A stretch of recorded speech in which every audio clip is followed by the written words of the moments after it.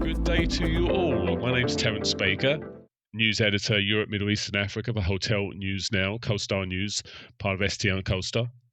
We are here at The Upgrade, the monthly podcast on all news relating to the EMEA region.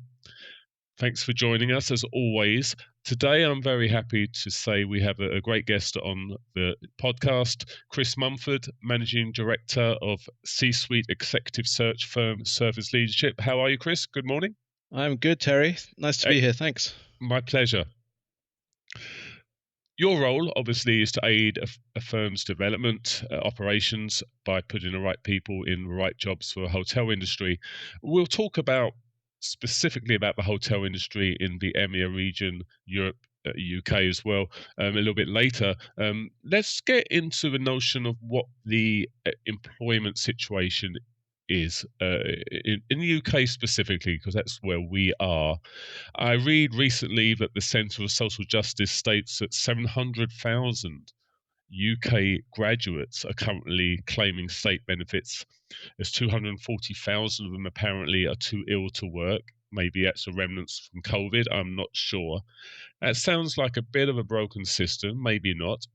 How do you see employment generally in the UK at the moment? Well, I think it's in a difficult place. I don't think that's a UK specific sole UK problem, but we can talk about the UK maybe, as you say, first of all. I think there are bigger, broader macro issues that are affecting that than just in this country, and I don't necessarily want to get political on this, but look, I mean, there seems to be this big push towards everybody has to go to university over the last 20 years, and now all these kids are coming out and they can't find jobs. So you have to question, well, is that the right approach? And I think if you take a sector like ours, hospitality and hotels, and alternative routes, maybe apprenticeships being one, maybe that's where we should be spending more of our time and effort, perhaps. In generating those schemes which are more lucrative and interesting and actually lead to a job, versus spending 3 years and then coming out and sitting around. I have my eldest is about to go off to university this year. My second one will follow him a year later, and you do wonder, what's going to be at the end of the next 3-4 years for them, regardless of sector.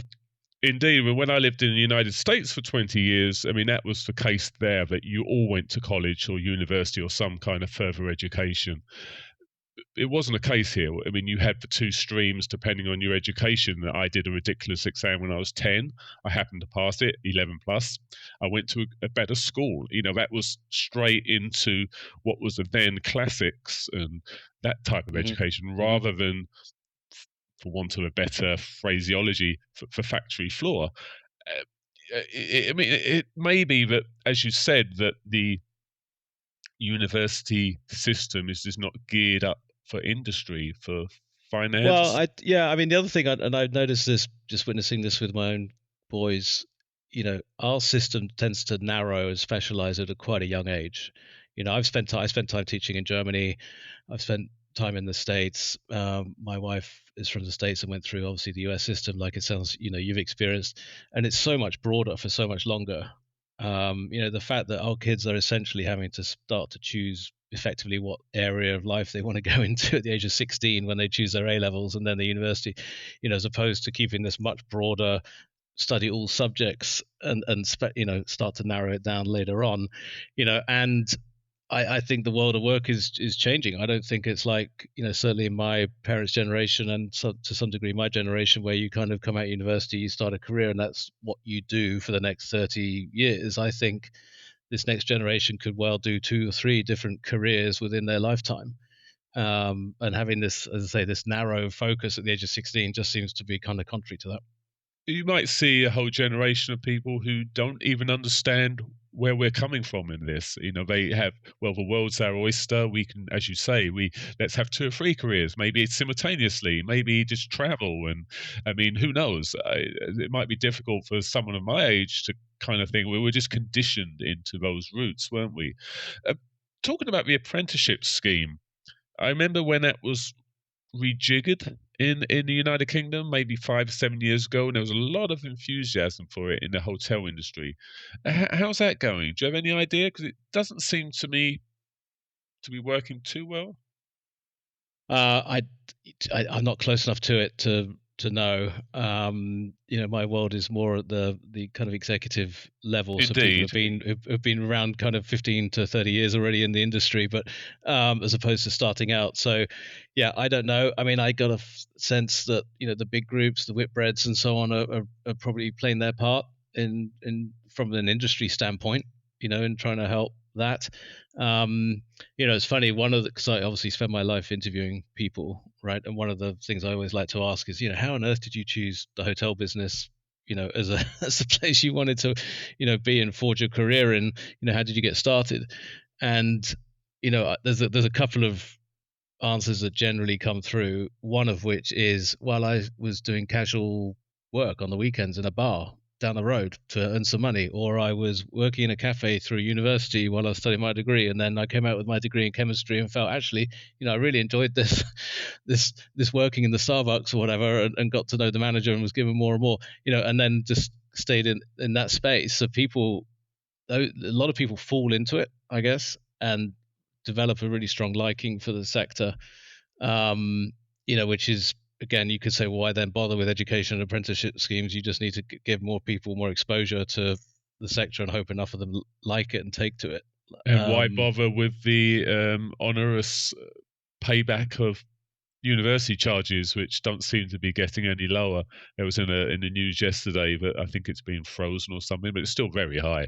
I mean, we never had that at all when our generation. At least I didn't. I No, mean, yeah. Yeah, we were that fortunate pre-tuition fees generation. Yeah. I mean, that question you ask, it must get a different answer in the United Kingdom than it does in Europe, does it?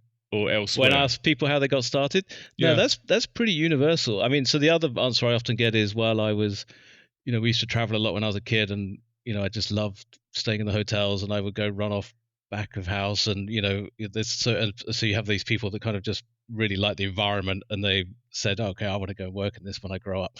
But as I say, a lot of people just fall into it through that kind of part-time work initially, and then they've been fortunate to hopefully been spotted by a manager who sees something in them and then gives them that mentorship and support and says, yeah, why don't you think about doing this instead of, as I say, going and do your chemistry or whatever you're studying at university. But I find that that's fairly universal. That's not UK specific. Right. I mean, I became obsessed with the travel industry maybe when I was 6, when I was given my first atlas. That was it. Going through the atlas and looking at all these what were strange Yeah. countries. Yeah. It definitely egged me on. Let's talk about the UK hotel scene. What is happening? I mean, I take your point that you're executive search, your C-suite, you're that kind of level. But give me a broad overlook of the UK hospitality scene. Costs are going up, construction costs, inflation is still. It might come down to 2%. They're hoping soon. That might have an effect on interest rates. It will. Might make people a bit more willing to hire. But what are you seeing right now, and what damage has been done over the last couple of years? Yeah, I think I mean, it depends a bit where you are. So which part of the country, London 5-star, for example, versus provinces, limited service, there's no doubt. I mean, cost pressures are enormous. And I was just looking at some numbers ahead of this actually. So I do a salary survey every year here in London, for a group of 5-star hotels. And we look at every single position on property from general manager all the way down to wait staff, room attendant, and housekeeping, etc. And over the last 5 years, Terry, I don't know if you want to guess how much a housekeeping room attendant's gone up in terms of total pay. It's about 70%. Oh, okay. Right. So this is excluding PAYE, national insurance, etc. This is kind of take home pay in terms of salary, service charge, etc. But and it's the same in the fine dining restaurant. Downstairs, the waiter there is making 70% more than they were in 5, 6 years ago. So either you push that cost to the consumer, the guest, or Yeah, you hire fewer which people. Yeah, so I mean, obviously the post COVID boom, we were able to kind of push that off to the consumer, right, with rates and the way room rates Yes, went up, etc. And I mean, you go and eat out now in London. I mean, it's extortionate, right? I mean, the amount of food isn't cost it and labor just? cost. I mean, it's all being passed on to the consumer. What other choice does a business really have? Business rates, national insurance, living wage, etc. So it's gotten hugely more expensive, and the consumer, is obviously bearing the brunt of that. Although I would say, when it comes to hotel salaries, there was a bit of a course correction needed. I think, there's generally been regarded that our sector does not pay well. So some of this was perhaps overdue, and owners have had to, recognize that. And as I say, kind of increase pay levels. Um, but yeah, the operating environment is very tough. And I would challenge you to find a hotel or restaurant probably that has as many staff as it did pre-COVID.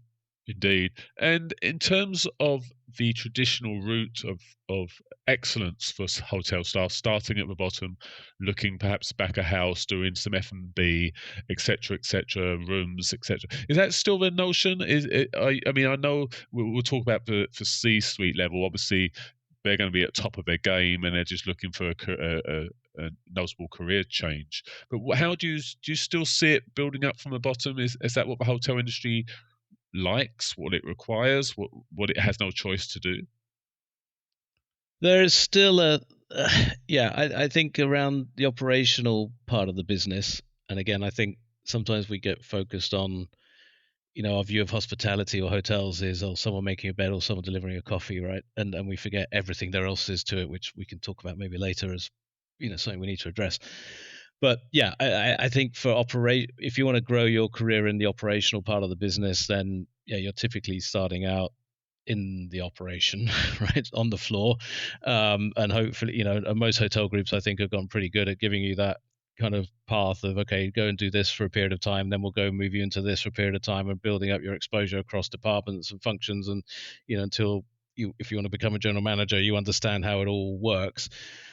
That said, I think an increasing number of general managers probably these days coming out of the commercial side of the game, and that understanding of, well, how do we sell our rooms? What's our distribution, revenue management? So you're seeing, whereas when I started out, and this almost 30 years ago, general manager invariably had been the F&B director, and had kind of come up that route. These days, that still happens, but you see an increasing number of GMs who've got that really strong commercial understanding, and the delivery of, how they plate up, the breakfast service is less important, or they got someone else to do it. So let's talk about the C-suite level. Obviously, no names, no companies, etc. But what are you seeing at the top end? Are people moving internationally? It was a notion that a CEO of one of the big companies would probably be the regional CEO of APAC or EMEA or whatever. What are you seeing at the we'll talk about the sort of the development and the revenue management part Hmm. maybe a bit later. But what do you see at the top in the top of a C-suite in a C-suite? I mean, who's needed? Yeah. Who's moving? Yeah, it's so if you look at the very top, the CEOs, not much going on. Okay, I mean, you look at Hilton, Accor, Marriott, etc. I mean, all those are pretty stable. Those guys have the tenure of a CEO has extended way beyond. It's now up to, I think it's something like 12 years, as It opposed to used to be a used to be 5 year, like didn't used to it? be It used to like be a 7. 5 year Yeah, job. yeah, yeah. So and there's all sorts of reasons into that, but and so there's a few things going on. One is at certain companies, those CEOs are now coming from outside the space, and I'm thinking particularly in the luxury environment. I'm talking of Mandarin Oriental, Peninsula, Groupe Barrière, the French group. They're taking CEOs from outside of the hotel industry and bringing them in. Okay, so that's not necessarily driven by a lack of talent within the hotel ranks. It's more driven by a desire to bring in different perspective, experiences, learnings, consumer understanding from, for example, luxury consumer goods into their business. The other areas you see, there is transference of people coming from other sectors, roles like CFO, chief people officer. Those roles sometimes come from outside the space. A lot of the other functions are still homegrown within the industry. This time last year, it's I'm not sure I can explain totally why you get these cycles, but this time last year, CFOs was a busy sector. Then during the year, COOs, and I think people looking for chief operating officers who can really optimize performance in a highly profitable manner. Talking to the points we just mentioned around, how do you continue driving and delivering while at the same time we've got this cost pressure, and how do we become more efficient and so forth. And then right now, development roles. So this is on the brand and operator side, all those companies chasing net unit growth, which has been fairly quiet in terms of opening, job vacancies for the last couple of years. All of a sudden, there's a huge demand in that space. As I say, everyone chasing. I think to your point, construction's gotten harder. There's not much new build. It's all conversions. All the brands are chasing, after each other, trying to find, sign whatever deal they can, and so in the different geographies. So I've got clients that are looking to plug gaps. They're saying, well, in this region we're not strong enough. We need to hire someone to put them in there to go out and find us management agreements or franchise contracts, whatever. So there's quite a bit in that space going on right at this time. But 6 months from now, it might switch into something else. I mean, I remember Accor hiring someone from a telecommunications company 10 or so years ago. It was a whole distribution play. They needed people who had that mindset, perhaps. I mean, you mentioned coming in from other industries. I mean, what industries? Where are they coming from? Is it a nod at Wall Street? Is it they really need to be?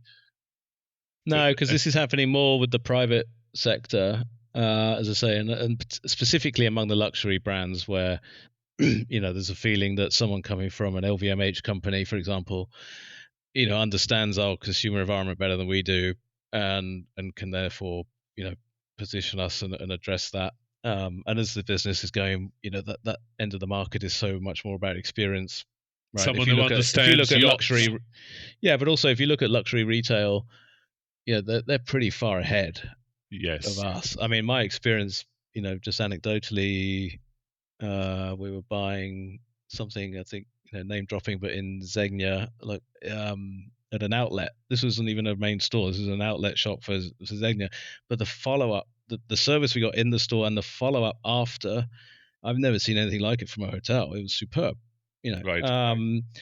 So that's where we're seeing that. But if you look at the big public guys, most of those are run by hoteliers, right? Or I should say hotel real estate guys like Nasetta, or people around development like Capuano, Bazan, obviously investment banking, but hotel background for 20, 30 years now. So there's not much change in that space. And there's not much hiring going on among the big public companies. There's a lot of restructuring. They're dealing with this, this need to show the street, as you say, every quarter net unit growth, trying to keep a tight rein on their costs as much as possible. So there's been quite a lot of restructurings and people having to leave those businesses. Where I'm seeing the action is more the small to medium sized businesses, privately owned, on a scaling journey, looking to then exit 5 years down the line, get bought by one of the majors or a PE fund.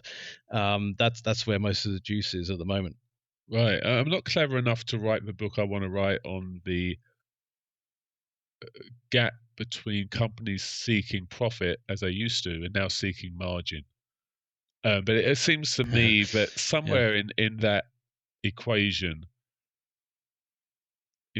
employment won't do well. But as I say, that's another day. Another day. Geographically, are your net's wide, global? Are people moving much more internationally now? No, that's a good point. That's probably the biggest what's the word, legacy or kind of hangover from COVID is executives, people just won't relocate anymore. They're way less willing to relocate, and it used to be that's how you kind of got ahead in this game. Indeed. Right? In hotels, you would do your stint here, then you get moved, and if you said no too many times to a move, then you kind of out, right? So you kind of have to go and do that stint in wherever, Kuala Lumpur for 3 years, and then we'll move you to the nice one in Dubai, after that. Not to say Kuala Lumpur's not nice, but you know what I mean, that movement of people. But nowadays, I think COVID really gave a lot of people, the opportunity and the time to focus on where do they want to really be, and a lot of people move during that time to where they want to be, and they're not willing to kind of up sticks again. I have a lot of people say, well, I'll happily take this. I'm in London, I'll happily take this job in Amsterdam, I could be there 3 days a week, I'll go back and forth. But the hiring company is saying, no, well, I'm not sure that's really going to work for us. We want you committed to Amsterdam. If we need you here on Monday at 9 a.m. We can't say, oh, you're not flying in till tonight or tomorrow morning. So and I find that that's one of the biggest qualifiers when I'm searching for a role, which is often involving moving, someone from a market to a different market. People just say, nah, would love to do that job, but we're not going to move to Singapore Well, I hope you or don't have that Dubai. conundrum where you can move someone, but they're not quite the right person for a job, as opposed to the person who is right, not willing to move. And of course, that's when you've got to be flexible and use Yeah, I mean, your I've yeah, relationship pool. yeah, I mean, I'm doing a role in Singapore right now, and look, I mean, the client is open if someone's in Bangkok, for example. I mean, Hong Kong, possibly it's a bit harder, but Bangkok is probably doable. We could do it in a hybrid way. And I find companies are very much of one of two mindsets. It's either no, you've got to be here, it's Monday to Friday, fixed, or no, we've got a more of a hybrid policy. And I find companies pretty clearly fall into one of those two camps I for mean, that whatever obviously reasons they may have. depends on the culture of the company. Yeah. Cultures have certainly changed since COVID. And I mean, is it possible to ask what percentage of people might have a more open companies might have a more open culture? Probably not, but it must have a lot to do with the culture, whatever company you're willing to work for, and perhaps that attracts a different set of people anyway. Yeah, and I think you start getting into, it depends on the role. And so I mean, this one I mentioned, Singapore, is it's an SVP of development, right, running the region. That's a job that requires a lot of travel anyway. So it's not like that's a job that is sitting in the office Monday to Friday, 8 to 6. Whereas other roles, maybe a bit different. I did, as part of this survey I mentioned on the hotels in London, we're starting to track work from home, and you're seeing a fair number of roles in finance, HR, sales, anything kind of an admin. Have a work from home policy. It's generally kind of a day a week. But that's obviously something which we wouldn't have seen 5 years ago. No, indeed. Let's talk about the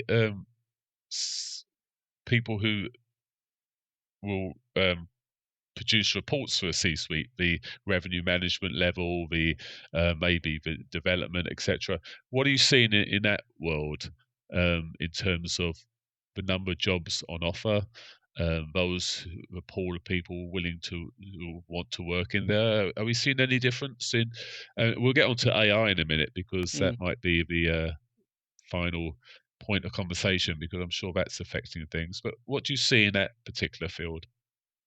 Um, well, I think there's still a talent pool, but it is smaller perhaps than it was. And these other factors, such as relocating, start to mean that a short list of candidates for a role, may now be 4 people instead of 7. Right. So the choices are shrinking a bit, for various reasons. And a hiring company, if they meet someone that's really good, they've met a couple of people, they've got to make a decision, because you know you just haven't got the luxury of having lots and lots of people to pick from. um but I think there's growth across all of those areas, whether it's development roles, revenue management, operations. You know, yeah, I mean, let's segue into AI, I guess, because that is the thing that's starting to factor in. Certain roles like finance, like revenue management. I mean, obviously, AI is starting to make strides in those areas and making companies more efficient, being a polite word for not not needing as many staff, right? Right. Um, but you still, at the leadership, you still need, obviously, the leader ultimately to guide that or drive that. But you may not need so many people further. I think the AI impact is more at the kind of volume level of roles, as opposed to the, at the moment could change, as opposed to the kind of more pointy end of the org chart. Recently went to a conference and we had a session on AI, and I asked the rather cheeky question: does this mean that they'll remember that you stayed in the same hotel last month? And there was a pause, and I said, "Well, that's $1 million question. I mean, AI is fine, but eh, whether the it won't be the Booking.coms, it won't be Expedia's taking a march on the hotel industry this time, but it might be the Chat GBTs, and I mean Apple have just launched one, haven't they? So I mean, I'm asking a general question, but is the hotel industry on top of AI and what it can do in terms of how it employs people? I think I don't think anyone's ignoring it, right? And I mean, you can't afford to. I think the general consensus is that there's obviously opportunity here in anything that is transactional, whereas anything kind of transactional can be tech enabled. Let's call it AI, included within that. Anything that's experiential, you kind of still need a human for. But as I say that, I haven't actually ridden in one yet, but if you look at the Waymo, the driverless cars going around LA, and I think soon to be in London, and I hear great things, so is that creating a good experience? Maybe. It's saving you getting in a taxi with a stinky driver playing loud music and those things, but at the same time, you're not getting that experience of having a driver who was very friendly, gave you a bottle of water or whatever, or made your day, with a smile, with a funny joke, so it's a kind of halfway house. Yes. I'm on the fence there. Is that a good experience or not? And could we see that come into hotels? I mean, I just know, being an old fuddy duddy, I walk in when I stay at Yotel or Citizen M, for example, and there's the kiosk to do my check-in. I invariably still seem to gravitate towards, oh, there's a human being, I'm going to go talk to them. And, even if I don't actually need their help, it's still nice to have that engagement. And that's what creates the memories, right? Rather than having a key card spat out by a kiosk, it's that smile from the lady who I got chatting to on check-in, who asked me if I needed anything else, right? That's what makes a difference still in this business. We'll see. Can that be replicated at some point? Who knows? Right, indeed. I mean, when I always go to hotels, I invariably want to speak to someone as well, ask a simple question. Oh, I'm going out for an hour. Where should I go? Somewhere quirky, because I don't want to go to the A-list museums or whatever. And invariably, they don't know.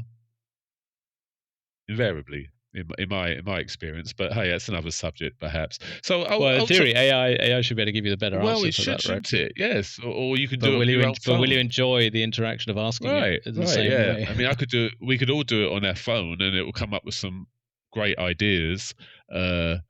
But yes, you say the hotel industry prides itself on its human touches, and I worry if that will allow people who are a little bit more ruthless to kind of steal a march on some aspects of this employment situation. So ultimately, as we end, Chris, are you optimistic? Are you seeing a healthy hotel industry in terms of employment, in terms of the right roles, in terms of maybe costs going down and hiring coming back a little bit? And how do you see the next 6 months to a year to 5 years panning out?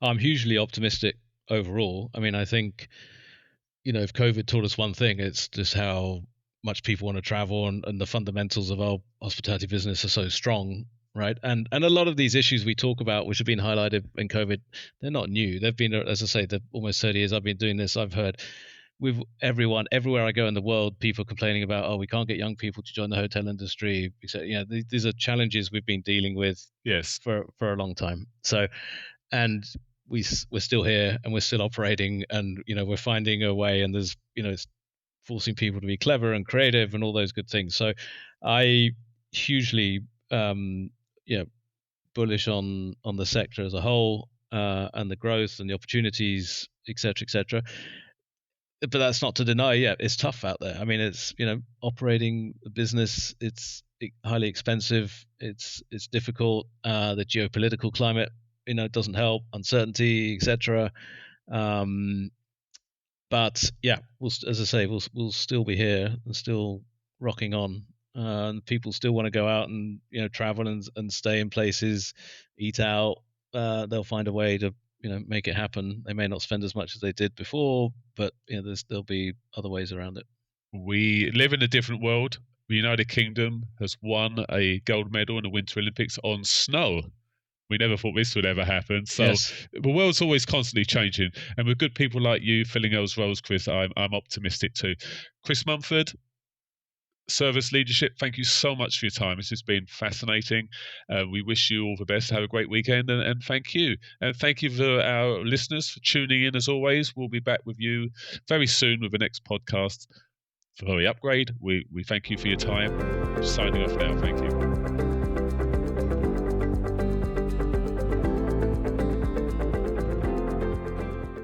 Hello, I'm Luke Haynes, People Newsletter Editor CoStar News, and the host of Top Credentials, a monthly podcast exploring the colourful careers of those working at the top of UK commercial real estate. In the episodes, we discover the valuable lessons influencing the daily decision-making of property sector leaders, and hear about the aspects of their job that make it a little easier to get out of bed each morning. We'll also ask for their views on the latest news and policies shaping our constantly evolving industry, and even get them to share a famous quote or song title they think defines their career or the profession. Listen on Apple Podcasts, Spotify, or wherever you get your podcasts. This episode of The Upgrade was recorded on February 25th, 2026 and edited by Sean McCracken. Visit costar.com/hotel news for more of our coverage and find all of our podcasts on Apple, Spotify, YouTube, or wherever you listen.